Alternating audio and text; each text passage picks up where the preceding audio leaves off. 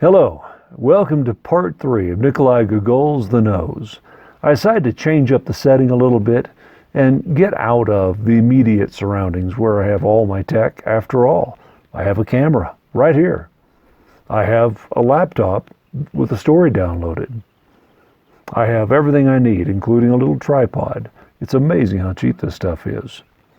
So, if you remember where we last left off, our hero Kovalov, the major whose nose disappeared from him one night while he slept, went to the police station trying to get some help, but they were of no help. In fact, he missed the police superintendent. And he's a very vain man, very proud of who he knows and of his assumed rank, major. He had talked to his nose, if you remember, but the nose now outranks him, so he had to be very circumspect and polite, and the nose refused to even really chat with him. So he turns around, the nose is gone.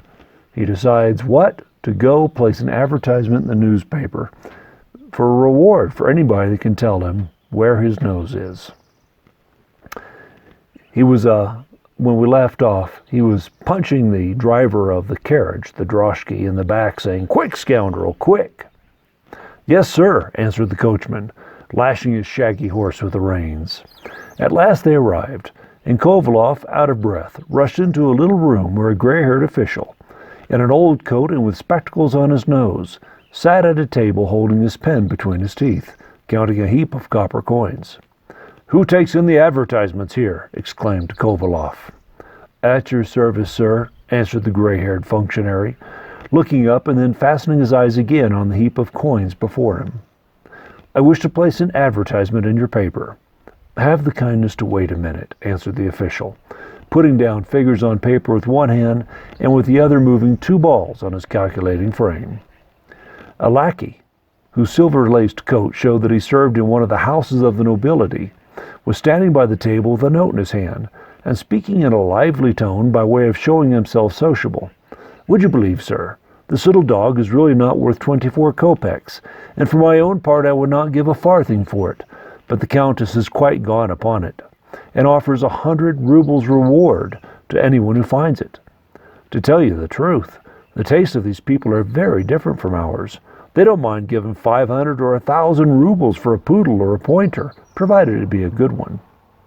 The official listened with a serious air while counting the number of letters contained in the note. At either side of the table stood a number of housekeepers, clerks, and porters carrying notes. The writer of one wished to sell a barouche, which had been brought from Paris in 1814 and had been very little used. I don't know what a barouche is. The others wanted to dispose of a strong droshky,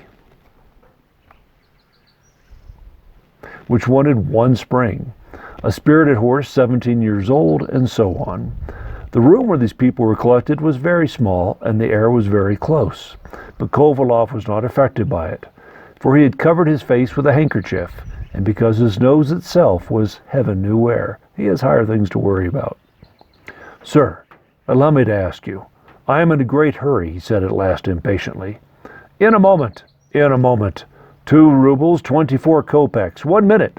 1 ruble, 64 kopecks, said the gray-haired official, throwing their notes back to the housekeepers and porters. "What do you wish?" he said, turning to Kovalov. "I wish," answered the latter. "I have just been swindled and cheated, and I cannot get hold of the perpetrator. I only want you to insert an advertisement to say that whoever brings this scoundrel to me will be well rewarded. What is your name, please?" "Why do you want my name? I have many lady friends. Madame Tchetcherev, wife of a state councillor. Madame Potina, wife of a colonel. Heaven forbid that they should get to hear of it. You can simply write committeeman, or better, major." "And the man who has run away is your serf?" "Serf? If he was, it would not be such a great swindle. It is the nose which has absconded." What a strange name. "And this Mr. Nose has stolen from you a considerable sum?" I think that's psychosomatic. My nose was not itching until I said Mr. Nose. "Mr. Nose? Ah, you don't understand me. It is my own nose which is gone. I don't know where. The devil has played a trick on me." "How has it disappeared?" "I don't understand." "I can't tell you how, But the important point is that now it walks about the city itself, a state councilor. That is why I want you to advertise that whoever gets hold of it should bring it as soon as possible to me. Consider, how can I live without such a prominent part of my body? It is not as if it were merely a little toe. I would only have to put my foot in my boot and no one would notice its absence. Every Thursday I call on the wife of M. Chichev, the state councilor. Madame Pochina, a colonel's wife who is a very pretty daughter, is one of my acquaintances. And what am I to do now? I cannot appear before them like this. The official compressed his lips and reflected. No, I cannot insert an advertisement like that, he said after a long pause. What? Why not? Because it might compromise the paper. Suppose everyone could advertise that his nose was lost. People already say that all sorts of nonsense and lies are inserted. But this is not nonsense. There is nothing of that sort in my case. You think so? Listen a minute. Last week there was a case very like it. An official came, just as you have done, bringing an advertisement for the insertion of which he paid 2 rubles, 63 kopecks, and this advertisement simply announced the loss of a black-haired poodle. There did not seem to be anything out of the way in it, but it was really a satire. By the poodle was meant the cashier of some establishment or other. But I'm not talking of a poodle, but my own nose. Almost myself. No, I cannot insert your advertisement. But my nose really has disappeared. That is a matter for a doctor. There are said to be people who can provide you with any kind of nose you like, but I see that you are a witty man and like to have your little joke. But I swear to you, on my word of honor, look at my face yourself. Why, put yourself out, continued the official, taking a pinch of snuff. All the same, if you don't mind, he added with a touch of curiosity, I should like to have a look at it. The committee man removed the handkerchief from before his face. It certainly does look odd, said the official. It is perfectly flat, like a freshly fried pancake. It is hardly credible. Very well. Are you going to hesitate any more? You see, it is impossible to refuse to advertise my loss. I shall be particularly obliged to you, and I shall be glad that this incident has procured me the pleasure of making your acquaintance. The major, we see, did not even shrink from a slight humiliation, because they're not the same. Their social status is different, so he's really humbling himself before this man. It certainly is not difficult to advertise it, replied the official, but I don't see what good it would do to you. However, if you lay so much stress on it, you should apply to someone who has a skillful pen so that he may describe it as a curious natural freak, and publish the article in the Northern Bee. Here he took another pinch. For the benefit of youthful readers, he wiped his nose, or simply as a matter worthy of arousing public curiosity. The committee man felt completely discouraged. He let his eyes fall absent-mindedly on a daily paper in which theatrical performances were advertised. Reading there the name of an actress whom he knew to be pretty, he involuntarily smiled, and his hand sought his pocket to see if he had a blue ticket. For in Kovalov's opinion, superior officers like himself should not take a lesser-priced seat, but the thought of his lost nose suddenly spoiled everything. The official himself seemed touched at his difficult position. Desiring to console him, he tried to express his sympathy by a few polite words. I much regret, he said, your extraordinary mishap. Will you not try a pinch of snuff? It clears the head, banishes depression, and is a good preventative against hemorrhoids. So saying, he reached a snuff box out to Kovalov, skillfully concealing at the same time the cover, which was adorned with a portrait of some lady or other. This act, quite innocent in itself, exasperated Kovalov. I don't understand what you find a joke about in the matter, he exclaimed angrily. Don't you see that I lack precisely the essential feature for taking snuff? Which is why I laughed. The devil take your snuff box. I don't want to look at snuff now, not even the best, certainly not your vile stuff. So saying, he left the advertisement office in a state of profound irritation and went to the commissary of police. He arrived just as this dignity was reclining on his couch, and saying to himself with a sigh of satisfaction, yes, I shall make a nice little sum out of that. It might be expected, therefore, that the committee man's visit would be quite inopportune. This police commissary was a great patron of all the arts and industries, but what he liked above everything else was a check. It is a thing, he used to say, to which it is not easy to find an equivalent. It requires no food, it does not take up much room, it stays in one's pocket, and if it falls, it is not broken. In other words, he's quite corrupt. The commissary accorded Kovalov a fairly frigid reception, saying that the afternoon was not the best time to come with the case, that nature required one to rest a little after eating. This showed the committee man that the commissary was acquainted with the aphorisms of the ancient sages, and that respectable people did not have their noses stolen. The last allusion was too direct. We must remember that Kovalov was a very sensitive man. He did not mind anything said against him as an individual, but he could not endure any reflection on his rank or social position. He even believed that in comedies one might allow attacks on junior officers, but never on their seniors. The commissary's reception of him hurt his feelings so much that he raised his head proudly and said with dignity, "After such insulting expressions on your part, I have nothing more to say." And he left the place. He reached his house quite wearied out. It was already growing dark. After all his fruitless search, his room seemed to him melancholy and even ugly. In the vestibule he saw his valet Ivan stretched on the leather couch and amusing himself by spitting on the ceiling, which he did very cleverly, hitting every time the same spot. His servant's equanimity enraged him. He struck him on the forehead with his hat and said, "You good-for-nothing! You were always playing the fool." Ivan rose quickly and hastened to take off his master's cloak. Once in his room, the major, tired and depressed, threw himself in an armchair and after sighing a while began to soliloquize. "In heaven's name, why should such a misfortune befall me? If I had lost an arm or a leg, it would be less insupportable. But a man without a nose, devil take it, what is he good for? He is only fit to be thrown out of the window. If it had been taken from me in war, in a duel, or if I had lost it by my own fault. But it has disappeared inexplicably. But no, it is impossible," he continued after reflecting a few moments. "It is incredible that a nose can disappear like that. Quite incredible. I must be dreaming, or suffering from some hallucination. Perhaps I swallowed, by mistake instead of water, the brandy with which I rubbed my chin after being shaved. That fool of an Ivan must have forgotten to take it away, and I must have swallowed it." In order to find out whether he were really drunk, the major pinched himself so hard that he involuntarily uttered a cry. The pain convinced him that he was quite wide awake. He walked slowly to the looking-glass and at first closed his eyes, hoping to see his nose suddenly in its proper place. But on opening, he started back.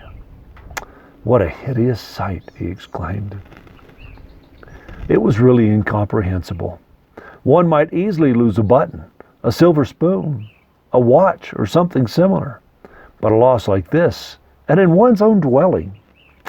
After considering all the circumstances, Major Kovalov felt inclined to support that the cause of all his troubles should be laid at the door of Madame Potuchina, the colonel's wife, who wished him to marry her daughter. He himself paid her court readily, but always avoided coming to the point. And when the lady one day told him point blank that she wished him to marry her daughter, he gently drew back, declaring that he was still too young, and that he had to serve 5 years more before he would be 42.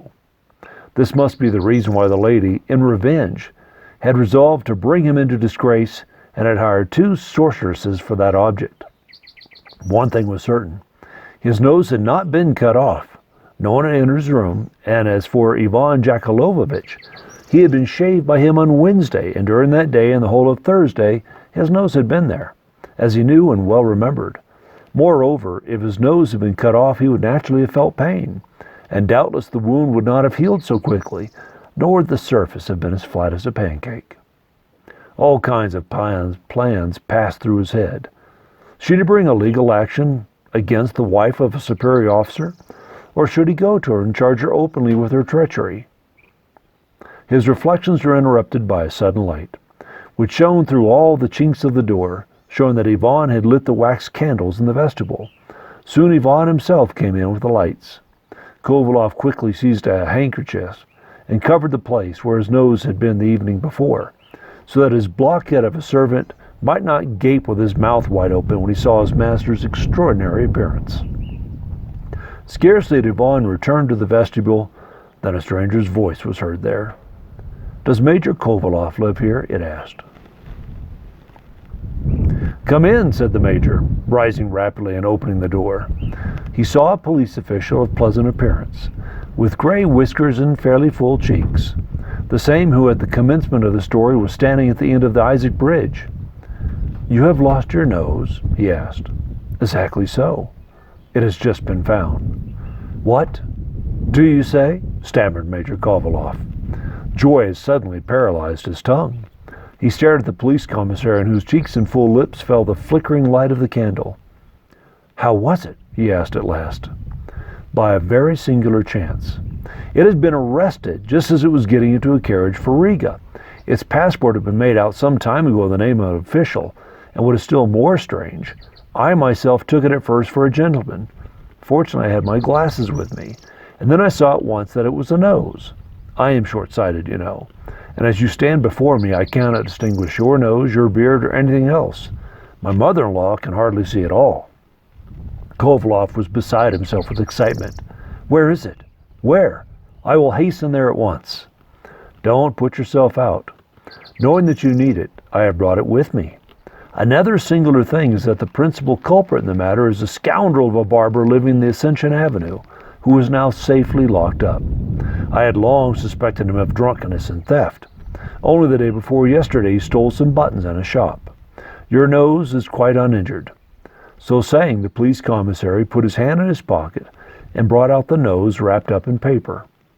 Yes, that is it," exclaimed Kovaloff. "Will you not stay and drink a cup of tea with me? You know, there's a few issues here."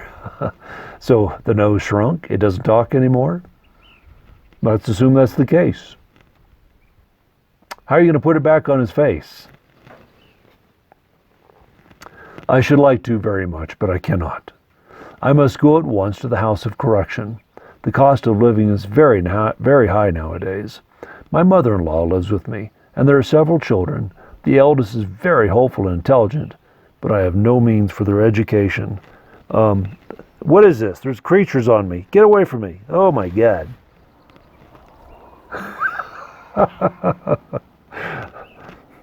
Yes. After the commissary's departure, Kovaloff remained for some time plunged into a kind of vague reverie, and did not recover full consciousness for several moments. So great was the effect of this unexpected good news. He placed the recovered nose carefully in the palm of his hand, and examined it again with the greatest attention. "Yes, this is it," he said to himself. "Here is the heat boil on the left side, which came out yesterday," and he nearly laughed aloud with delight. But nothing is permanent in this world. Joy in the second moment of its arrival is already less keen than the first, is still fainter in the third, and finishes by coalescing with our normal mental state, just as the circles which the fall of a pebble forms in the surface of water gradually die away. Kovaloff began to meditate, and saw that his difficulties were not yet over. His nose had been recovered, but it had to be joined on again in its proper place. And suppose it could not? As he put this question to himself, Kovaloff grew pale, with a feeling of indescribable dread. He rushed towards his dressing table and stood before the mirror in order that he might not place his nose crookedly. His hands trembled. Very carefully he placed it where it had been before. Horror! It did not remain there. He held it to his mouth and warmed it a little with his breath, and then placed it there again, but it would not hold. "Hold on, you stupid," he said. But the nose seemed to be made of wood, and fell back on the table with a strange noise, as though it had been a cork. The major's face began to twitch feverishly. "Is it possible that it won't stick?" he asked himself, full of alarm. But how he tried, all his efforts were in vain. Let's pause here, as poor Major Kovaloff tries to figure out a way to get this nose to stick on his face.